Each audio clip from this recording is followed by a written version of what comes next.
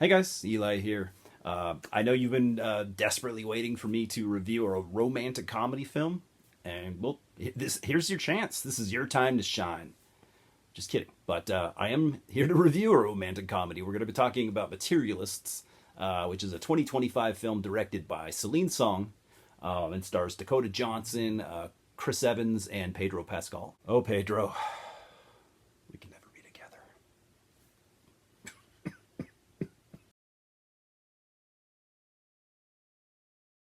The plot follows a woman who works for a New York City matchmaking service, so like a dating site type thing, and ends up in an unexpected situation when one man comes back into her life and another comes into her life. And this forces her to confront her past and her future at the same time. It's a realistic story, and even if this isn't really my type of film, I appreciated a lot of it. And you might be wondering why I'm reviewing this.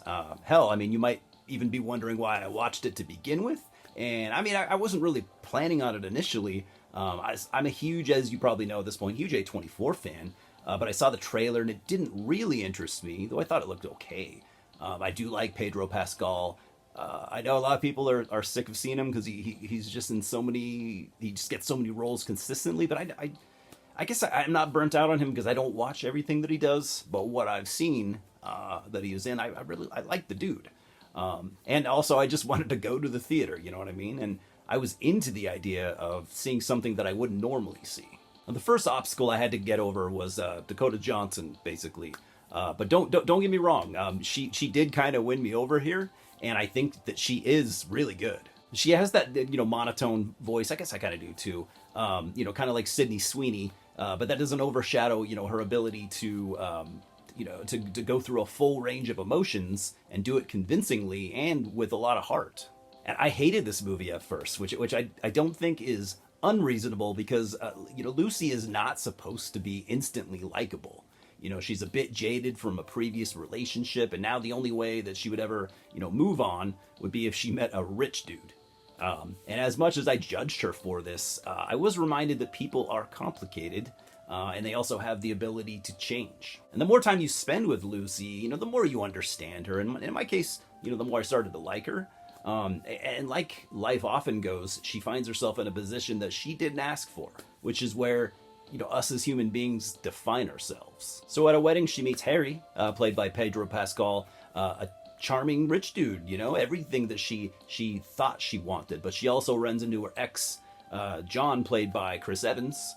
And this is kind of where I started to actually kind of like this movie, because it actually felt realistic to me, and probably also because I could really relate to John like on a personal level. And so here's where I tell a little bit about myself, because I have tried a lot of things in my life, in my adult years, switched jobs many times. I've switched careers. I mean, I had roommates well into my 30s, as just like John. In his case, acting is his passion, although it hasn't really worked out for him yet. He just kind of does local plays and stuff like that, but you get the impression that he is a good actor, and he does have potential, and he'll never give up, and I really respect him for that, and Lucy does too, although his financial instability is part of why they broke up years ago. You get a few flashback scenes of them kind of fighting with each other back when they were together, and they were actually really, really cool scenes, and this is where I think Celine Song excels.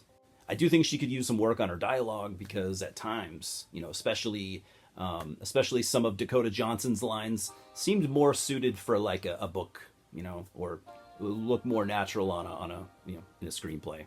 They just didn't feel as authentic as some of what I liked here. I also really hated the attempts at like early 2000s rom-com bro humor. Pretty much every scene involving John's two roommates. Luckily, there aren't very many. Yeah, this didn't work for me, or those scenes didn't work for me at all. It was just jarring, and I hated it. Like there's a scene where John walks out of his bedroom and steps on a used condom on the floor that one of his roommates left there for some reason. It just I didn't like it. And when John asks him about it, he says something about not wanting it in the trash because that would be gross. I don't know, man. I just I just think that kind of thing is not is not at all what Celine Song is good at.